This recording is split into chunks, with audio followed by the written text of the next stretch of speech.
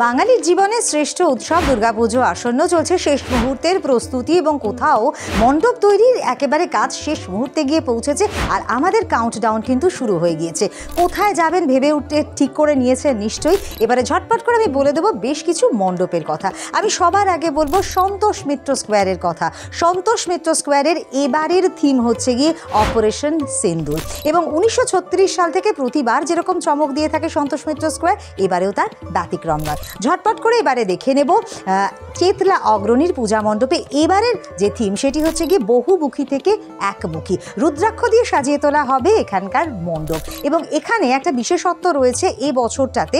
আমরা জানি 28 তারিখ থেকে শুরু হচ্ছে পুজো, এবং ঠিক তার আগে 23 সেপ্টেম্বর রাত্রির 12টা থেকে শুরু করে 24 সেপ্টেম্বর ভোর 3টে পর্যন্ত 3 ঘন্টার সময় ব্লগার্সদের জন্য বরাদ্দ করা হয়েছে। যারা ভিডিওগ্রাফি করতে চাইছেন তারা কিন্তু অবলীলায় চলে আসতে পারেন এই সময়টাতে এবং ভিডিও বানাতে পারেন, করতে পারেন ব্লগ। এবারে ঝটপট করে দেখে নেব শ্রীভূমি স্পোর্টিং ক্লাব। প্রত্যেক বছরই চমক থাকে শ্রীভূমি স্পোর্টিং ক্লাবে। এই বছরেও মার্কিন যুক্তরাষ্ট্রে অবস্থিত অক্ষরধাম মন্দিরের আদলে কিন্তু তৈরি করা হচ্ছে মণ্ডপ। প্রত্যেকবারের মতো এবারেও বহু মানুষ আসবেন, তারা দর্শন করবেন শ্রীভূমি স্পোর্টিং ক্লাবের মণ্ডপ এবং মাতৃ প্রতিমা। এবারে আমি ঝটপট করে আপনাদেরকে বলে দেবো সুরুচি সঙ্গের পূজা মণ্ডপের কথা।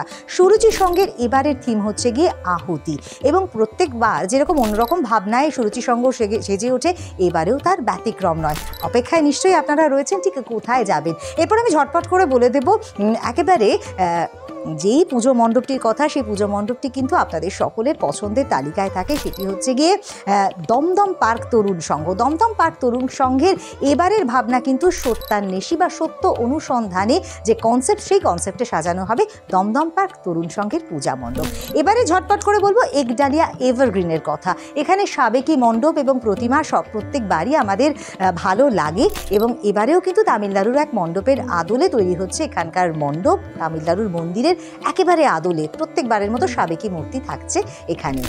আর এবারে সিংহী পার্কের কথা বলবো। সিংহী পার্ক কিন্তু আমাদের ভালো লাগায় সাবেকি মূর্তি হিসেবে কিন্তু আমাদের মনের মণিকোঠায় জায়গা করে নেয়। এবারেও তার ব্যতিক্রম নয়, অবশ্যই আপনারা দর্শন করবেন।